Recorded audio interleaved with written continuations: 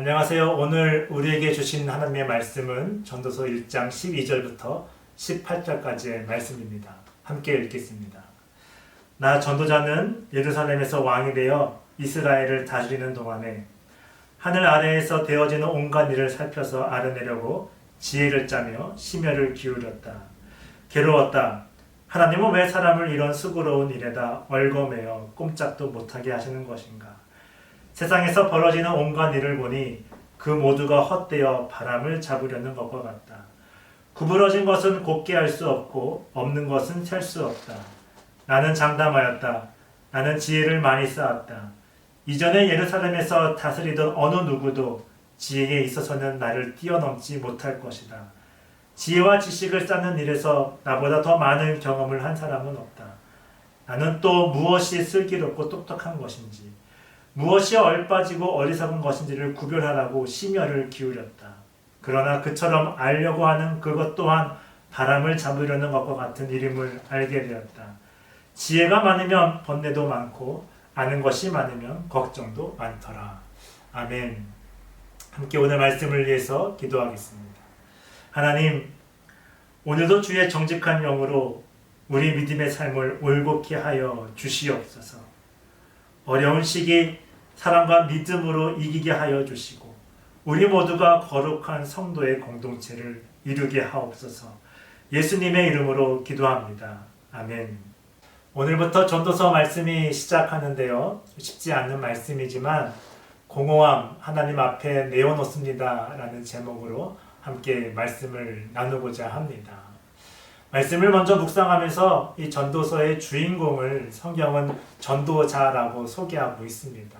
근데 오늘 저는 이 전도자 대신에 선생님이라는 호칭을 갖고 오늘 여러분들과 말씀을 나누고자 합니다. 공허하다, 헛되다 라는 이야기를 많이 하는 선생님을 통해서 하나님은 오늘 우리에게 무엇을 말씀하고자 하시는지 그 질문에 좀 답을 찾아가길 원해요. 선생님이 어떤 분인지 좀 한번 찾아봤습니다. 말씀을 통해서 정말 선생님이 어떤 분인지 어떻게 살아왔는지 살펴보니까요. 선생님은 정말 열심히 살아온 분이구나. 성실하게 살아온 분이구나. 누구보다 책임감이 강한 분임을 알 수가 있었습니다. 그 이유는 13절에서 먼저 찾아볼 수가 있는데요. 13절에 이렇게 선생님은 고백합니다. 하늘 아래에서 되어지는 모든 일들을 누구보다 자세히 관찰하고 살펴보았다.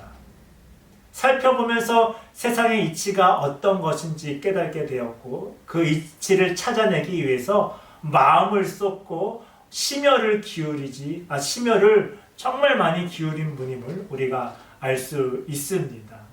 그러면서 스스로 이렇게 고백합니다. 나는 지혜를 많이 쌓았다. 그리고 예루살렘에서 어느 누구도 지혜에 있어서 나를 뛰어넘지 못할 것이다 라고 호언장담합니다. 그리고 머리로만 쌓는 지식이 아니라 다양한 삶의 경험을 통해서 깨달은 지혜가 큰 자임을 스스로 고백하는 분임을 알 수가 있습니다. 이렇게까지 선생님이 말하면서 자신의 마음을 제 생각에는 좀 즐겁고 좀 기쁘고 좀 만족한 삶을 살아온 그런 분이라고 여겨지는데요. 스스로 마음을 이렇게 고백합니다. 괴롭다라는 거예요.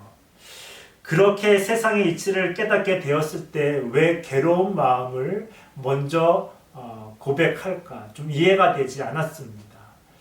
개인적으로는 그런 세상의 이치와 지혜를 통해서 다른 사람에게 많은 도움이 또 되고 또 많은 영향을 분명히 주었을 터인데 그런 자신의 삶을 되돌아보면서 기쁘고 즐겁고 만족스러운 그러한 것들을 많이 발견할 수 있었을 텐데 왜 괴롭다고 표현했을까? 혹시 그 괴로움이 이런 것은 아니었을까? 좀 상상해 보았습니다.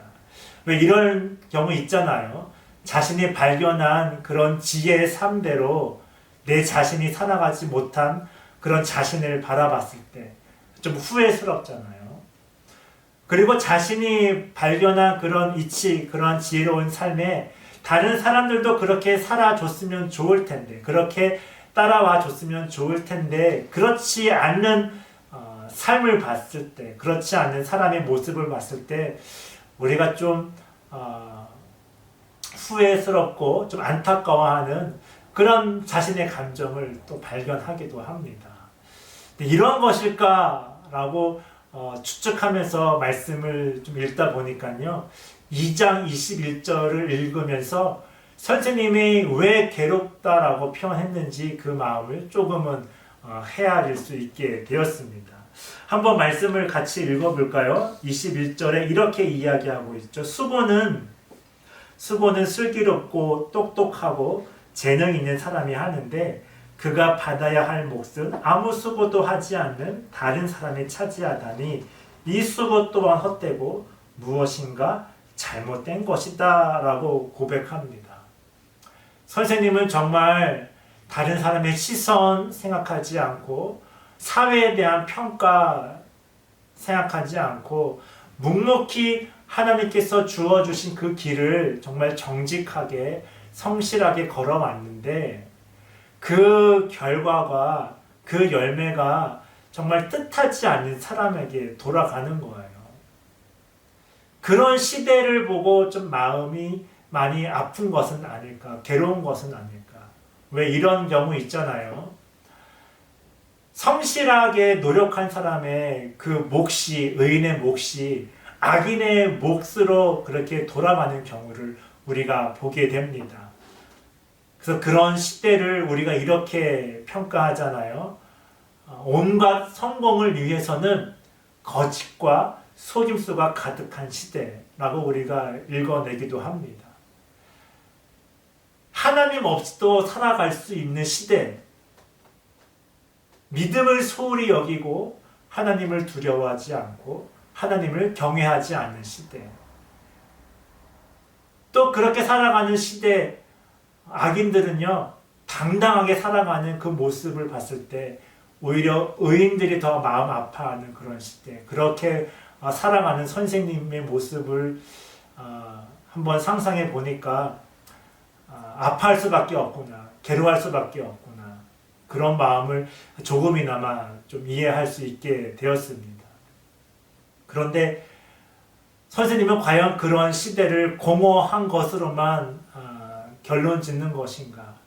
하나님은 그러한 선생님의 마음을 통해서 오늘 우리에게 어떠한 말씀을 하고자 하시는가? 좀 그 질문에 답을 찾다 보니까요. 전도서의 그 마지막 장에 있는 말씀이 떠올랐어요. 결론되는 말씀이지만 전도 12장에 이렇게 이야기하고 있잖아요. 선생님은 이렇게 고백합니다. 할 말은 다 하였다. 결론은 이것이다. 하나님을 두려워하여라. 그럼에도 불구하고 계속해서 그분이 주신 계명을 지켜라. 이것이 바로 사람이 해야 할 의무이다. 하나님은 모든 행위를 심판하신다. 선한 것이든 악한 것이든 모든 은밀한 일을 다 심판하신다. 이 말씀이 저에게는 이렇게 좀 다가왔습니다. 다른 사람과 비교하지 말고 세상의 불공평함을, 정의롭지 못함에 대해서 마음속으로 아파하기보다는 하나님이 내게 주신 그런 뜻이 있지 않느냐. 창세기 말씀이 떠올랐어요. 땅을 정복하고 땅에 충만하고 땅을 다스려라. 우리에게 주어진 달란트, 은사들, 선물들은 각각 다르지만 하지만 주어진 은사대로 우리가 살아가다 보면 한 달란트가 두 달란트가 되고 두 달란트가 다시 배가 되고 또 5달란트가 그 배가 돼서 내 삶의 영역, 하나님의 나라의 영역을 조금씩 넓혀가는 그 은혜가 우리 안에 있지 않느냐. 때로는 다른 사람들이 이 세상이 우리를 가난한 사람이라고 평가하고 너는 하찮은 사람이라 라고 공격하고 조롱할 줄 모르겠지만 하지만 하나님이 다스린다. 하나님이 지금도 보이지 않게 이 세상을 운행하신다. 그래서 내게 주어진 삶의 자리가 작게 여겨질 줄 모르겠지만 내가 너를 크게 여기기에, 내가 너를 축복의 사람으로 여기기에 너의 자리를 끝까지 지켜나가지 않겠느냐. 그래서 공허함을 내 삶의 자리에 한번 내어놓아 보진 않겠냐. 그래서 그 공허함을 공허함으로 결론 짓지 말고 그 공허함을 하나님이 주시는 은혜로 채워가는 믿음의 여정으로 삼지 않겠냐라는 그런 말씀으로 오늘 1장과 2장의 말씀이 저에게는 좀 다가왔습니다. 여러분, 공허한 삶이 우리 앞에 때때로 다가옵니다. 또 다른 사람의 평가로 인해서 우리가 좌절하기도 하고 우리가 주저앉기도 합니다. 하지만 오늘 하루 하나님이 주어주시는 은혜 가운데 우리의 공허함을 잘 다스리면 주님께서 말씀하신 바 있죠. 가난한 자는 복이 있다. 의에 줄이고 목마른 사람은 복이 있다. 평화를 이루기 위해서 끝까지 믿음을 지킨 자에게는 하나님의 나라가 너에게 있다라는 그 말씀으로 오늘 삶 이겨나가지 않겠습니까? 오늘 하루 공허함을 하나님이 주시는 은혜로 채우는 여러분의 삶이 되시기를 주님의 이름으로 축복합니다. 기도하겠습니다. 하나님, 때때로 우리들의 마음속에 공허한 마음으로 가득 찰 때가 있습니다. 세상과 씨름하면서 채워지지 않는 욕구를 채우기보다 가난한 사람으로 보일지 모르겠지만 공허함을 하나님 앞에 내어놓음으로 주님께서 위로하시는 은혜로 채워지는 우리의 삶이 되게 하여 주시옵소서. 그러한 올곧은 믿음이 우리의 삶으로 나타나길 소망합니다. 이 모든 말씀을 예수님의 이름으로 기도합니다. 아멘.